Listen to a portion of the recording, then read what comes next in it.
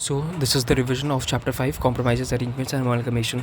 This consists of sections 230 to 240 as well as the Compromises, Arrangements and Amalgamation Rules 2016. Now, first section is 230, the most important section of this whole chapter. This is chapter 15 of Companies Act. The most important section is 230. 230 में क्या बताते हैं? Power to compromise और make arrangements with the creditors and members. Company के पास power है creditors या members के साथ वो कॉम्प्रोमाइज़ या अरेंजमेंट कर सकते हैं. कॉम्प्रोमाइज़ जनरली होता है कोई डिस्प्यूट के केस में, एंड अरेंजमेंट होता है कि कुछ भी अपना पेमेंट वगैरह कहीं से सेटल नहीं हो पा रहा है या कुछ भी ऐसा होता है, उसमें डिस्प्यूट जनरली नहीं होता है अरेंजमेंट्स में, एंड कॉम्प्रोमाइज़ में डिस्प्यूट होता है. अब देखो, सबसे पहला बात होता है एप्लीकेशन ऑफ कॉम्प्रोमाइज़ और अरेंजमेंट. एप्लीकेशन करते हैं, कौन करता है एप्लीकेशन? कंपनी करती है.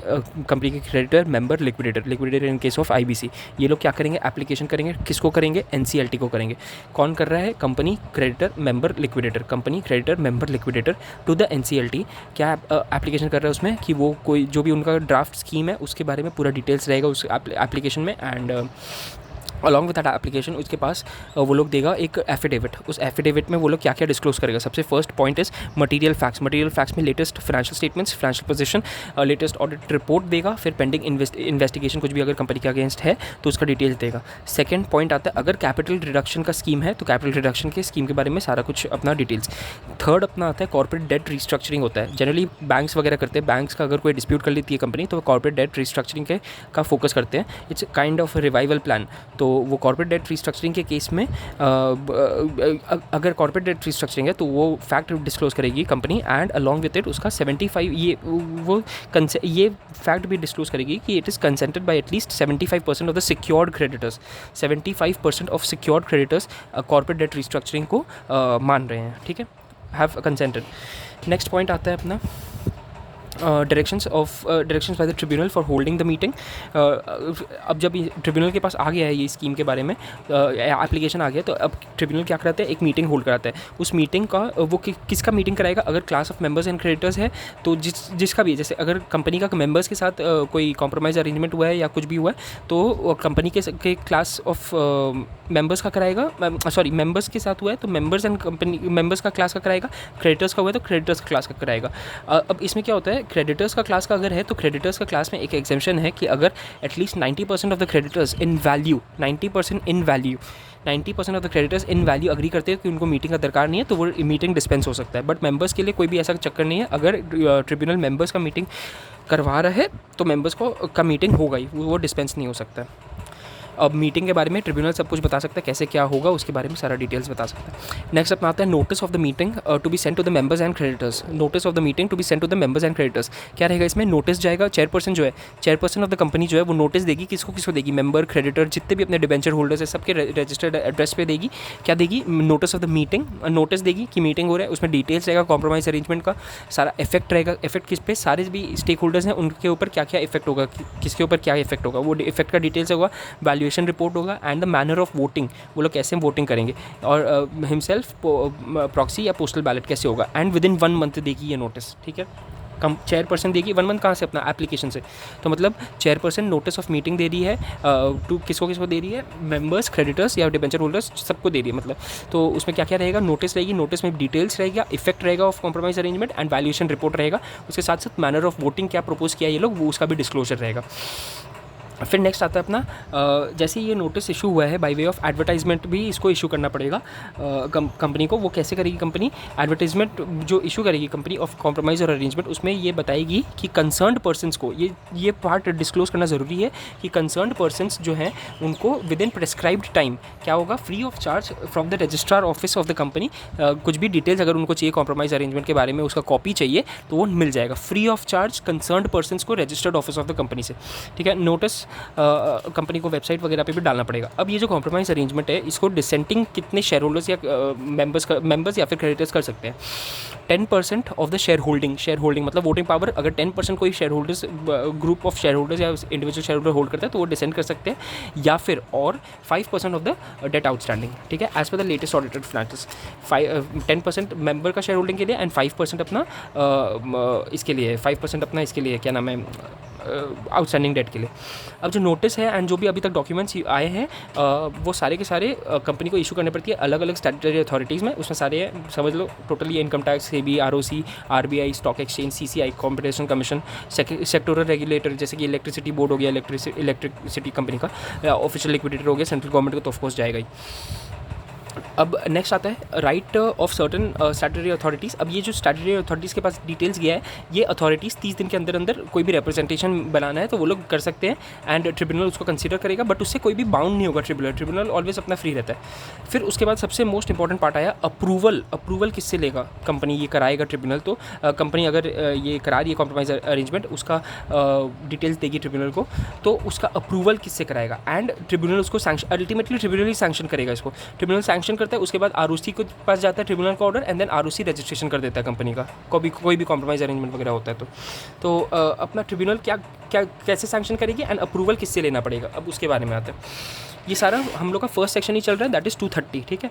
अब क्या है इसमें बोलता है कि अप्रूवल ऑफ द मेंबर्स। हाँ, कैसे कितने मेंबर्स होंगे, देखो अपना सबसे पहला रहेगा इसका अप्रूवल के लिए क्रेडिटर या मेंबर जो भी क्लास का हो रहा है उस क्लास का at least majority in number and 3/4 in the value have to agree for the compromise और अरेंजमेंट। एंड कॉम्प्रोमाइज अरेंजमेंट के केस में वो लोग वोटिंग कैसे करेंगे, इन पर्सन और proxy but by postal ballot, ठीक है। पर्सन प्रॉक्सी और पोस्टल बैलेट, ठीक है।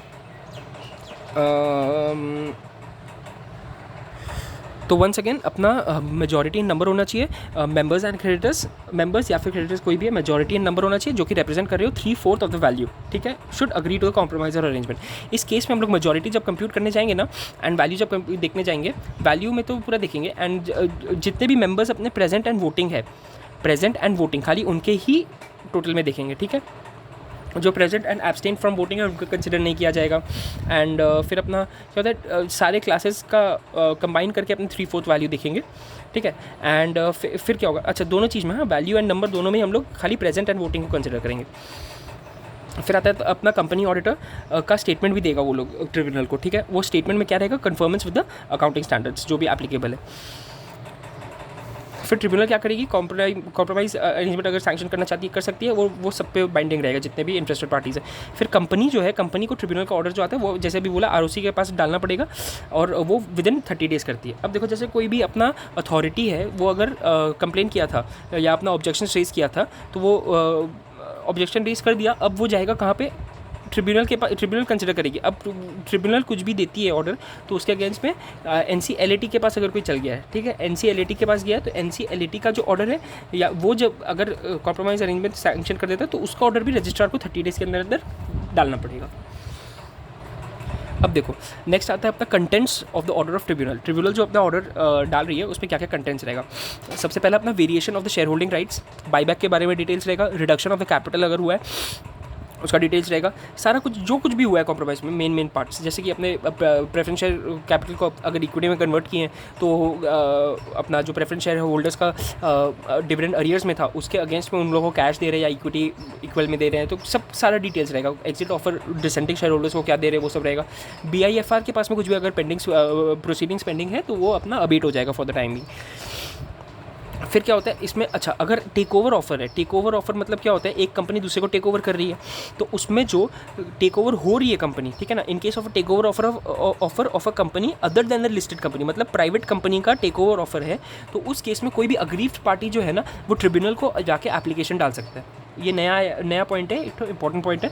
टेक ओवर ऑफर के केस में if it is of an unlisted company तो any aggrieved party can apply to the tribunal, ठीक है, and tribunal shall consider it. Again tribunal के पास कुछ भी बाउंड नहीं है।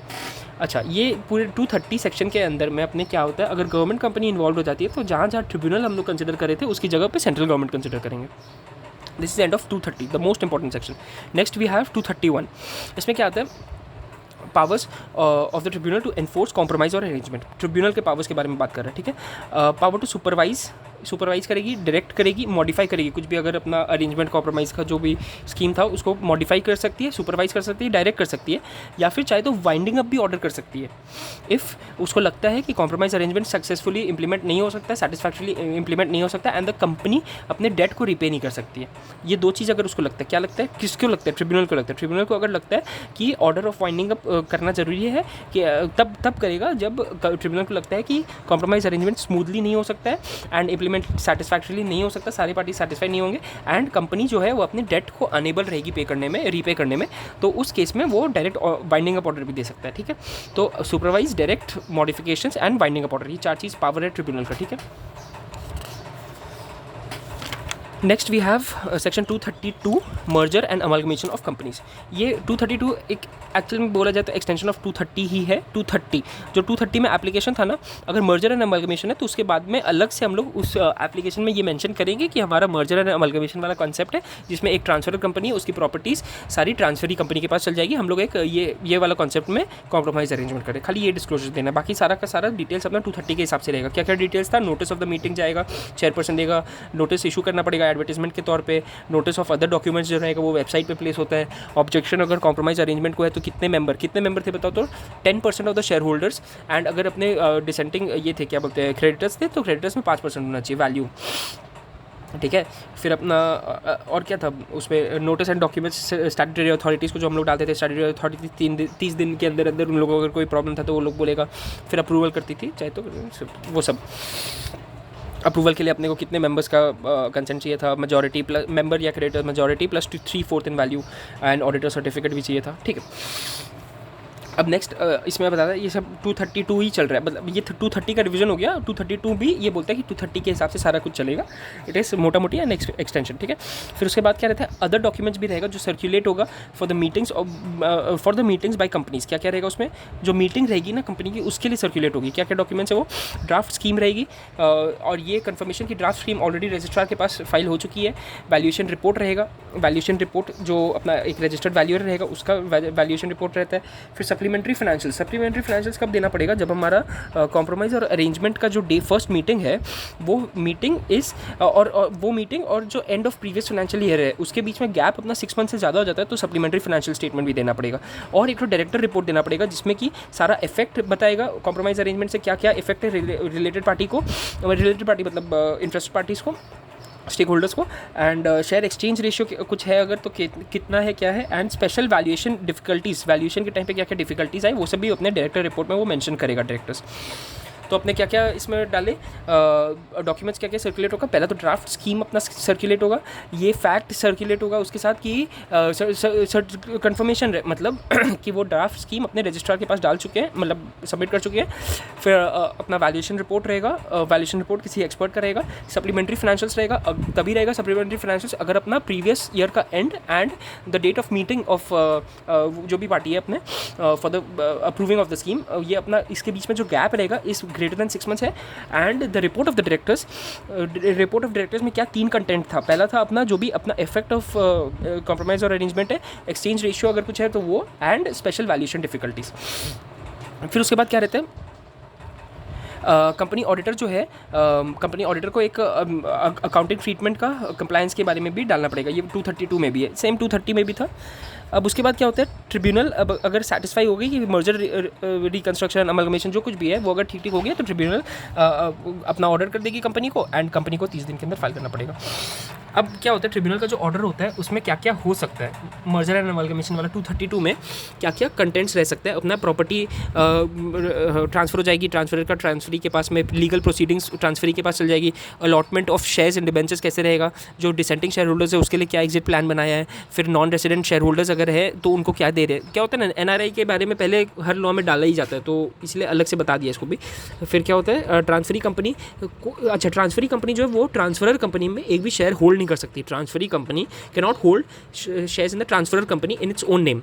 ठीक है, ट्रांसफरी कंपनी अपने नाम पे कोई शेयर होल्ड नहीं कर सकती ट्रांसफरर कंपनी के अंदर। ठीक है, फिर अगर एम्प्लॉइज़ यहाँ से वहाँ ट्रांसफ़र हो रहे हैं तो कैसे, किस हिसाब से हो रहे हैं। सेट ऑफ फीस अगर हो रहा है, set of fees paid by the transferor company क्या चीज़ के लिए फीस पे कर रहा है? अगर share capital, authorise share capital जो है वो इंक्रीज़ कराने के लिए जो ट्रांसफरी कंपनी ऑलरेडी फीस पे कर रखी थी ना, वो उतना तक का इसको क्रेडिट मिल जाएगा ट्रांसफर कंपनी को, अगर ट्रांसफर कंपनी अपना शेयर कैपिटल इंक्रीज़ कर रहा है तो, ठीक है, उतना तक का सेट ऑफ मिल जाएगा जितना ट्रांसफरी कंपनी पे की थी। फिर डिसोल्यूशन विदाउट वाइंडिंग अप के लिए भी ऑर्डर कर सकते हैं, डिसोल्यूशन विदाउट वाइंडिंग अप। एक और इंपॉर्टेंट कंटेंट रहता है इसके रिपोर्ट का, सबसे मोस्ट इंपॉर्टेंट है रिवर्स मर्जर। अगर रिवर्स मर्जर हो रहा है मतलब क्या हो रहा है कि अपना ट्रांसफर कंपनी जो है वो लिस्टेड है, ट्रांसफरर कंपनी ट्रांसफ़र जो कर रही है, ठीक है, वो अपनी लिस्टेड है, बट वो जो ट्रांसफरी कंपनी है, एक्वायरी कंपनी है, मतलब एक तरह से वो अपनी अनलिस्टेड है, ठीक है। एक्वायरर जो है, नहीं सॉरी एक्वायरर जो है, acquirer is unlisted and the acquiree is listed, मतलब transferor is listed and transferee is unlisted, ठीक है। तो उस केस में क्या होता है, transferee company shall remain unlisted, अगर वो चाहती है, it wants to remain unlisted, तो वो रह सकती है, बट उसके लिए उसको डिसेंटिंग शेयर होल्डर्स के लिए क्या अपना अमाउंट पे करना पड़ेगा, एक प्रॉपर ऑप्ट आउट प्लान उसके लिए होना चाहिए, एंड वो उसको जो भी अमाउंट पे होगा वो should be greater than equal to the market value of the shares. फिर होता है ड्यूटी ऑफ द कंपनी, ये भी वापस 232 ही चल रहा है, ठीक है। Duty of the company, registrar के पास क्या क्या फाइल करेगी, स्टेटमेंट ऑफ कंप्लायंस, ऑर्डर की ट्रिब्यूनल का सारा ऑर्डर्स को कंप्लाई किया, एंड वो जो कंप्लायंस स्टेटमेंट रहेगा वो should be certified by the CA CMA, and वो हर साल फाइल होगा, एनुअली फाइल होगा जब तक कि ये स्कीम पूरा कंप्लीट नहीं होता है, ठीक है। रजिस्ट्रार के पास फाइल हो रहा है, ये कंपनी कर रही है, रजिस्ट्रार के पास compliance certificate which is certified by CA CMA oblique of course, and year end हर year every year wise annually वो करेगी जब तक कि ये स्कीम पूरा कंप्लीट नहीं हो जाता है। अगेन इसमें एक और एग्जाम्पशन आ गया, वही सेम एग्जाम्पशन है किसी को, गवर्नमेंट कंपनी को, कि ट्रिब्यूनल अगर गवर्नमेंट कंपनी इन्वॉल्व है, ट्रिब्यूनल की जगह सारा ट्रिब्यूनल का पावर सेंट्रल गवर्नमेंट के पास रहेगा, सेंट्रल गवर्नमेंट करेगी। नेक्स्ट वी हैव सेक्शन 233, इसमें बताता है अपना मर्जर और अमालगमेशन ऑफ सर्टन कंपनीज। 232 था अपना जनरल सारे कंपनीज के लिए, अब सर्टन कंपनीज अगर चाहे तो 233 में आ जाती है, चाहे नहीं मतलब है ही, ये एक्चुअली बेनिफिट ही बोला जाएगा, इसमें अलग से कुछ बेनिफिट्स है, स्मॉल कंपनीज के लिए, एंड अगर होल्डिंग कंपनी होल्डी ऑन सब्सिडियरी को एक्वायर करिए तो उसके लिए खाली 2 कंपनी, और बोला गया amalgamation such classes as may be prescribed, ठीक है। तो स्मॉल कंपनीज हो गई, बिटवीन स्मॉल कंपनी मतलब 2 स्मॉल कंपनी, दोनों ही स्मॉल कंपनी होनी चाहिए, ऐसे नहीं एक ठो हो रही है, एक ठो स्मॉल है एक नहीं है, एंड एक हो रहा है between a holding company and its wholly owned subsidiary, ठीक है। होल्डिंग अपनी होल्डी ऑन सब्सिडियरी को ले रही है थ्रू मर्जर और एक्विजिशन, एंड स्मॉल कंपनीज के बीच में हो रहा है। तो इसमें क्या रहता है, इसमें कंडीशंस टू बी फुलफिल्ड क्या क्या है, ट्रांसफरर एंड ट्रांसफरी कंपनी दोनों को फाइल करना पड़ेगा solvency certificate declaration, solvency declaration किसके पास, रजिस्ट्रार के पास, ठीक है। एंड दोनों कंपनी को फाइल करना पड़ेगा notice for inviting objections and suggestions का इन्विटेशन देगा, किसको देगा, रजिस्ट्रार को एंड ऑफिशियल लिक्विडेटर को देगा, ठीक है। तो जिसके अगेंस्ट में रजिस्ट्रार ऑफिशियल लिक्विडेटर को 30 दिन के अंदर रिप्लाई करना होगा, ठीक है। अब क्या होता है, ये स्कीम का जो अप्रूवल है, इस स्कीम का अप्रूवल किससे लिया जाएगा, 90% या फिर उसके ऊपर वोटिंग राइट वाले शेयर होल्डर से, एंड 90% या उसके ऊपर वोटिंग राइट वाले वैल्यू वाले क्रेडिटर्स से, प्लस क्रेडिटर्स जो कंसेंट करेंगे ना वो मेजॉरिटी क्रेडिटर्स होने चाहिए, ठीक है। मतलब 51% ग्रेटर दैन 50% के शेयर होल्डर नहीं है, देखो शेयर होल्डर में खाली वैल्यू बताया है एंड क्रेडिटर्स में वैल्यू प्लस नंबर बताया है, तो शेयर होल्डर में 90% या उसके ऊपर वाले वैल्यू वाले हो गए, एंड क्रेडिटर्स के केस में majority in number representing 90% of the value. अब स्कीम अपनी अप्रूव हो गई, किससे अप्रूव हुई, शेयर होल्डर और क्रेडिटर से। तो कंपनी जो है ट्रांसफरी कंपनी मतलब एक्वायरर कंपनी जो है वो फाइल करेगी सेंट्रल गवर्नमेंट को, रजिस्ट्रार को एंड ऑफिशियल लिक्विडेटर को, मतलब central government, ROC and liquidator, इन तीनों के पास फाइल करेगी अप्रूव्ड स्कीम जो अप्रूव हो गई है शेयर होल्डर और क्रेडिटर से। अब जो रजिस्ट्रार एंड ऑफिशियल लिक्विडेटर है, इन दोनों के पास एक एंटाइटलमेंट है कि वो लोग ऑब्जेक्शन या कोई भी सजेशन है तो वो लोग रेज कर सकते हैं सेंट्रल गवर्नमेंट को। देखो अभी क्या होता है, इसके पहले हम लोग पढ़े थे रजिस्ट्रार और लिक्विडेटर के पास जब इन्वाइट करेगी कंपनी ऑब्जेक्शन एंड सजेशन, तो वो लोग कंपनी को भी ऑब्जेक्शन सजेशन दे सकते हैं। हो सकता है कंपनी ऑब्जेक्शन सजेशन नहीं कंसिडर की हो, उसके बिना आगे बढ़ गई हो, तो फिर वो लोग ऑब्जेक्शन सजेशन कुछ बच गया तो वो लोग सेंट्रल गवर्नमेंट को फाइल करेगा, ठीक है। ट्रांसफरी कंपनी अपना अप्रूव स्कीम 3 जन को फाइल कर रही है, सेंट्रल गवर्नमेंट को, रजिस्ट्रार को एंड ऑफिशियल लिक्विडेटर को, और रजिस्ट्रार एंड ऑफिशियल लिक्विडेटर जो है वो लोग अपना objection and suggestion central government को फाइल करेंगे विद इन 30 डेज, ठीक है। अगर 30 डेज़ में नहीं किया तो मतलब मान लेंगे कि कोई भी ऑब्जेक्शन नहीं है। सपोज करो वो लोग कोई ऑब्जेक्शन, तो इसमें 2 सिचुएशन आ गया, पहला आ गया अपना कोई ऑब्जेक्शन नहीं हुआ तो सेंट्रल गवर्नमेंट रजिस्टर कर देगी स्कीम एंड उसका इशू ऑफ कन्फर्मेशन दे देगी दोनों कंपनी को। तो ट्रांसफरर कंपनी जो था, जो अपना एक्वायरी कंपनी था, जो एक्वायर हो रहा था ट्रांसफरर कंपनी, वो पूरी तरह से डिसॉल्व हो जाएगा। एंड सिचुएशन 2 में अगर ऑब्जेक्शन कोई रेज किया है एंड सेंट्रल गवर्नमेंट को ऐसा लगता है पब्लिक इंटरेस्ट में and the interest of creditors में कि देना चाहिए ट्रिब्यूनल को, तो सेंट्रल गवर्नमेंट ट्रिब्यूनल को एप्लीकेशन दे देगी। और ये सेंट्रल गवर्नमेंट के पास ये एप्लीकेशन ट्रिब्यूनल को देने के लिए 60 डेज है, मतलब 30 दिन के अंदर वो लोग registrar and official liquidator government को कोई भी अगर ऑब्जेक्शन हो तो देगी, फिर सेंट्रल गवर्नमेंट 60 दिन के अंदर अंदर ट्रिब्यूनल को दे देगा। अगर उसको लगता है कि हाँ ऑब्जेक्शन जेन्युइन है, एंड सेंट्रल गवर्नमेंट का भी ओपिनियन देखेगा खुद कि अगर उसके ओपिनियन के अकॉर्डिंग उस पर लग रहा है कि public interest and interest of creditors के अगेंस्ट जा रही है कंपनी, तो वो लोग एनसीएलटी को दे देगी। अब एनसीएलटी के हाथ में आ गया ट्रिब्यूनल कुछ भी कर सकती है। ट्रिब्यूनल को अगर सही लगा स्कीम तो वो ऑर्डर पास कर देगी, तो वो ऑर्डर जो है वो उसको फाइल करना पड़ेगा रजिस्ट्रार के पास, रजिस्ट्रार रजिस्ट्रेशन कर देगा, रजिस्ट्रेशन करने से ट्रांसफर कंपनी डिसॉल्व हो जाएगी। एंड अगर ट्रिब्यूनल चाहे तो वो कैंसिल कर सकती है अपना, मतलब अप्रूव नहीं कर सकती है। अब इफेक्ट क्या होगी अगर रजिस्ट्रेशन हो गई है कंपनी की, स्कीम की रजिस्ट्रेशन हो गई, तो मतलब क्या होगा, स्कीम अपना अप्रूव हो गया, अप्रूव तो पहले हो, सॉरी रजिस्टर हो गया, तो उसके बाद क्या होगा, जो भी प्रॉपर्टी लाइबिलिटी रहेगा वो ट्रांसफरर कंपनी का ट्रांसफरी कंपनी के पास चल जाएगा। ट्रांसफर कंपनी को खत्म हो गया, इसलिए जो भी चार्ज था ट्रांसफर कंपनी के एसेट्स पे वो सारे वैसे के वैसे चार्जेस लग जाएंगे ट्रांसफरी कंपनी के एसेट पे। लीगल प्रोसीडिंग जो ट्रांसफर का था वो इधर आ जाएगा ट्रांसफरी कंपनी के पास में। Transferee company shall not hold any shares in its own name. Transferee company shall not hold any shares, मतलब क्या होगा, देखो ट्रांसफरी कंपनी ट्रांसफरर में कुछ शेयर होल्ड करती होगी, अब वो अपने नाम पे अपनी कंपनी में कैसे होल्ड कर सकते हैं, तो वो सारे शेयर्स को अपने को एक्सटिंग्विश या कैंसिल करना पड़ेगा।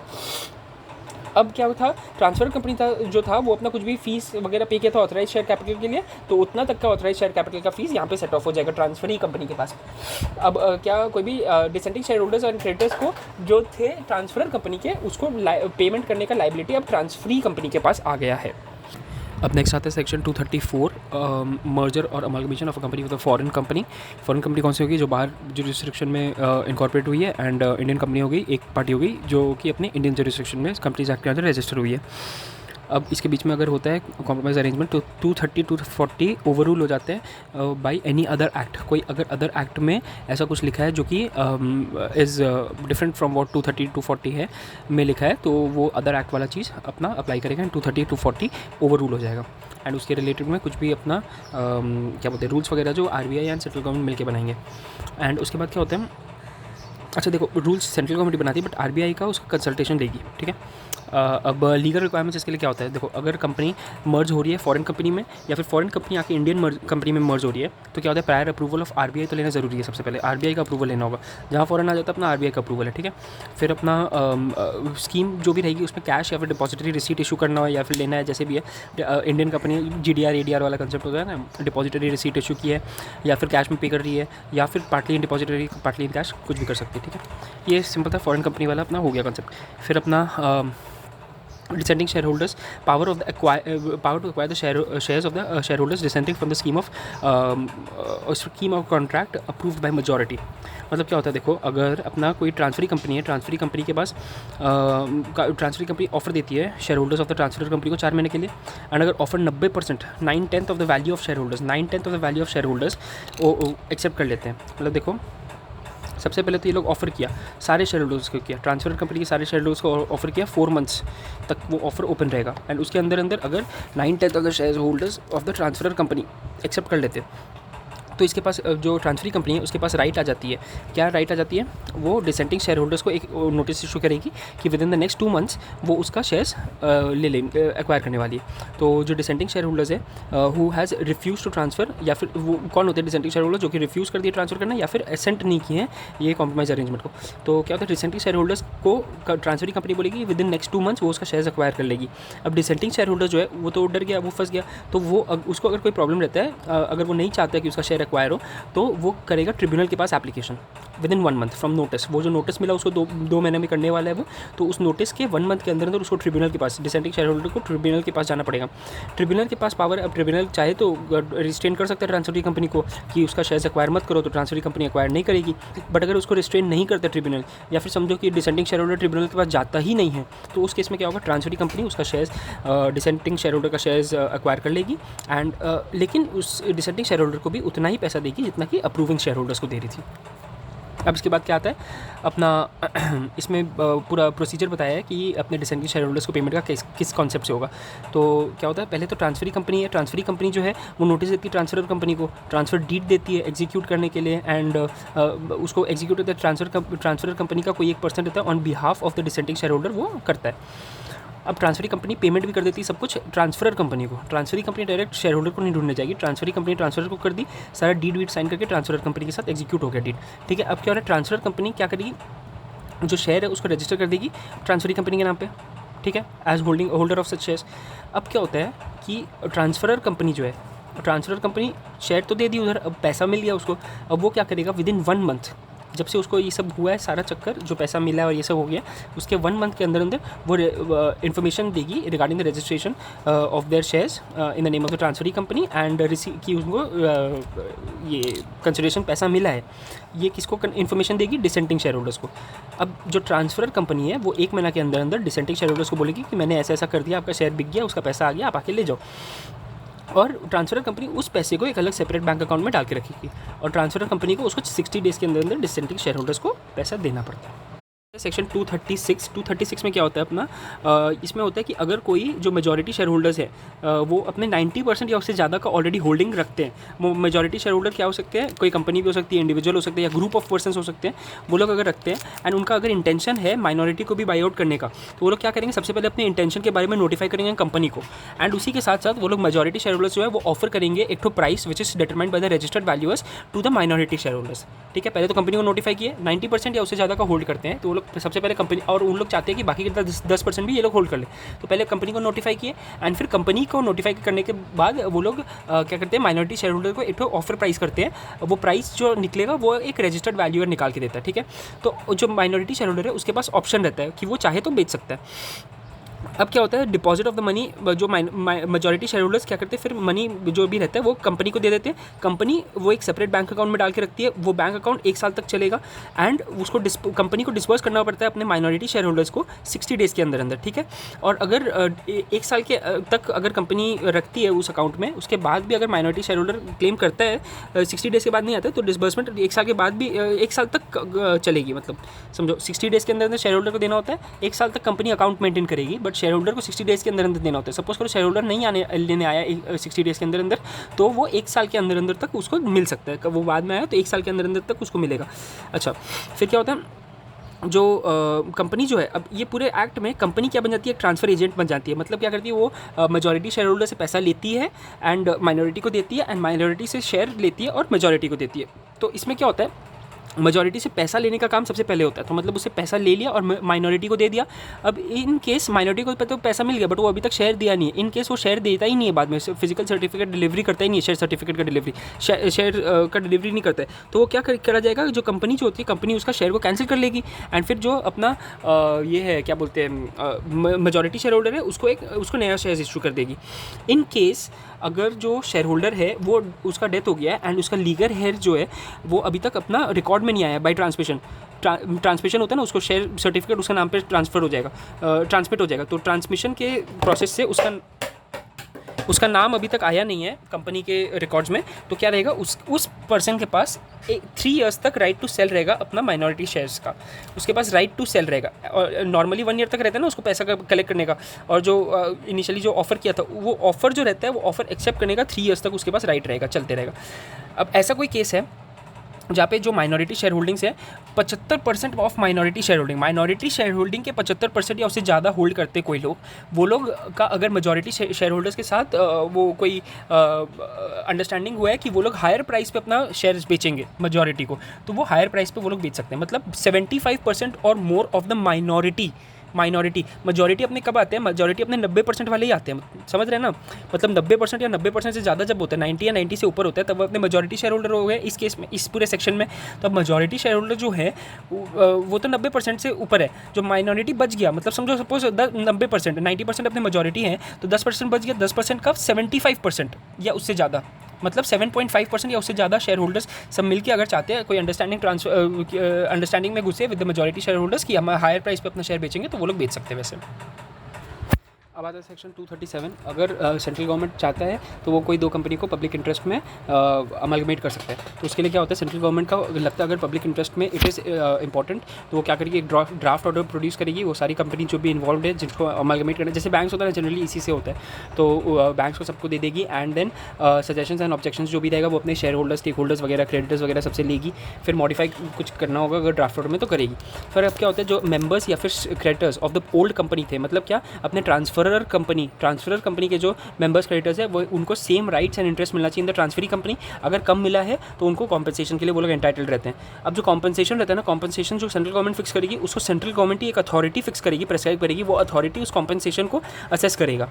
अब वो कॉम्पनसेशन जो भी आता है ना, उसके अगेंस्ट में कोई भी अग्रीव्ड पर्सन जो है वो अपील कर सकता है ट्रिब्यूनल को विद इन 30 डेज। ठीक है, कॉम्पनसेशन के अगेंस्ट में असेसमेंट ऑफ कॉम्पनसेशन, ठीक है ना, असेसमेंट करती है एक अथॉरिटी जो सेंट्रल गवर्नमेंट बोली है। कॉम्पनसेशन डिसाइड सेंट्रल गवर्नमेंट करेगी एंड कॉम्पनसेशन के को असेसमेंट करेगी एक अथॉरिटी जिसको सेंट्रल गवर्नमेंट बोली है। ठीक है ना, एंड व्हेन वो कॉम्पनसेशन के अगेंस्ट में अगर चाहे तो कोई अग्रीव्ड पर्सन अपना ट्रिब्यूनल के पास जाके ये करा सकता है, अपील करा सकता है। ठीक है, अब conditions for making the final order of assessment by of final order of amalgamation by central government has considered, मतलब फाइनल ऑर्डर करेगी अगर सारा ऑब्जेक्शन वगैरह सेंट्रल गवर्नमेंट ही करेगी फाइनल ऑर्डर उसका, मतलब मर्ज अमलगमेशन का, तो उस पर सारा ऑब्जेक्शंस वगैरह सब कंसिडर करेगी जो भी स्टेक होल्डर्स, शेयर होल्डर्स की तरफ से आया, क्रेडिटर्स की तरफ से आया। एंड ये देखेगी कि वो जो अपील कॉम्पनसेशन का असेसमेंट के अगेंस्ट में कोई अपील अभी ट्रिब्यूनल के सामने कुछ पेंडिंग नहीं होना चाहिए। ठीक है ना, असेसमेंट ऑफ कॉम्पनसेशन का अपील ट्रिब्यूनल के सामने पेंडिंग नहीं होना चाहिए।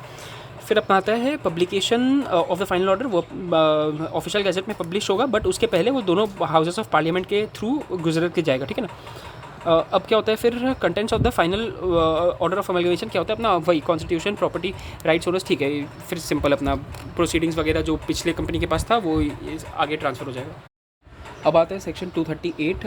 इसमें क्या रहता है कि जहाँ पे जब shares of the transfer company have been transfer to the transferee company under section 235 में कौन सा हुआ, जिसमें कि power of the acquirer to acquire the dissenting shareholders shares.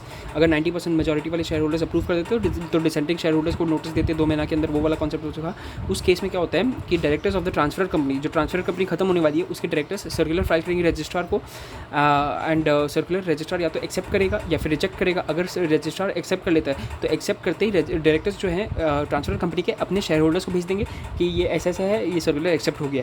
And अगर रजिस्ट्रार जो है वो उसका कैंसिल कर दिया है, सर्कुलर को रजिस्टर नहीं किया, तो वो लोग रजिस्ट्रार कम्युनिकेट करेगा रिफ्यूज़ल 30 दिन के अंदर 30 डेज के अंदर किसको, सारे पार्टीज़ को। ठीक है, और फिर पार्टीज़ जो हैं वो अपने अगर पार्टीज़ मतलब वही अपने डायरेक्टर्स हो गए ट्रांसफर कंपनी के, तो उनको अगर अपील करने का लगता है कि रजिस्ट्रार का ऑर्डर जेन्युइन नहीं था तो लोग ट्रिब्यूनल को अपील कर सकते हैं।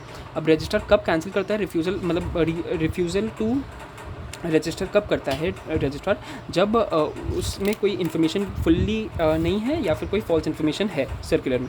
अब देखो कंटेंट्स ऑफ सर्कुलर क्या रहता है, उसमें रहेगा जो भी offer made by the transferee company कि कितना पैसा दे रही है वो शेयर्स के अगेंस्ट में, recommendation of the board of directors of the transfer company to its shareholders to accept, ठीक है ना, and it will also contain the statement made by the transferee company with regard to the steps taken to maintain cash availability, ठीक है।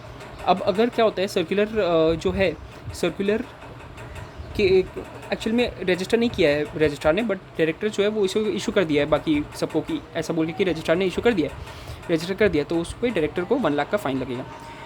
अब section 240 आता है, फिर उसमें क्या है, नो एस्केप फ्रॉम लाइबिलिटी। जो पहले जो जितने लाइबल थे वो अभी भी लाइबल रहेंगे, ऐसा नहीं है कि ये होने से उनका लाइबिलिटी कुछ कम हो जाएगा नई कंपनी में जाने से।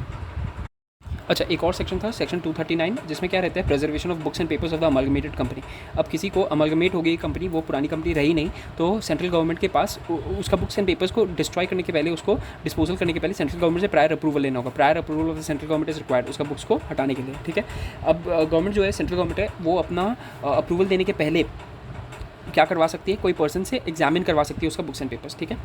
एंड उसके लिए to find out the evidence of commission of any offence by the promotion of the company, by the management of the company in management, promotion और amalgamation या फिर acquisition of shares under 235, कुछ भी fraud वगैरह हो वो ढूंढवाने के लिए सेंट्रल गवर्नमेंट किसी भी पर्सन को एग्जामिन करने के लिए भेज सकती है।